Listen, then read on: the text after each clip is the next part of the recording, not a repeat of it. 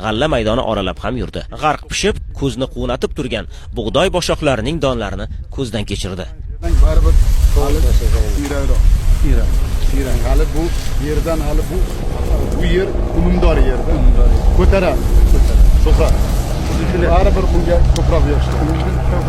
Bu Rossiyada kelgan birinchi yil ancha-muncha qiynaladi. Kelgusi yil, so'nggi yil buni ichidan eng zo'rlarini adbor qilamiz. Bu yilgidan ko'proq hosil berib boraveradi. Adaptatsiya bo'ldi. Klaster rahbari bilan suhbat g'alla maydoni yonida davom etar ekan, bu paytda shu atrofda g'alla o'rayotgan kombayn prezident e'tiborini tortdi. Mana ichini ko'rayman shu. Mashinist kombayn kabinasidan pastga tushmoqchi bo'ldi, lekin davlat rahbari bunga hojat yo'qligiga ishora qildi va o'zi u yerga ko'tarildi.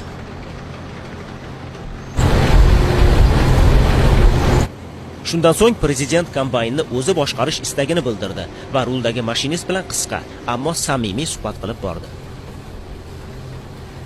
Bu paytga kelib esa mashinist peshonasidan shoshqator terlar dumalashni boshladi. Kombayn salonida havo sovutish tizimi yaxshigina ishlab turganini inobatga olsak, ular mas'uliyat va hayajon terlari ekanligini anglash qiyin emas. To'g'rida, axir prezident bilan yonma-yon o'tirib, kombayn boshqarish hammaga ham nasib etavermaydi.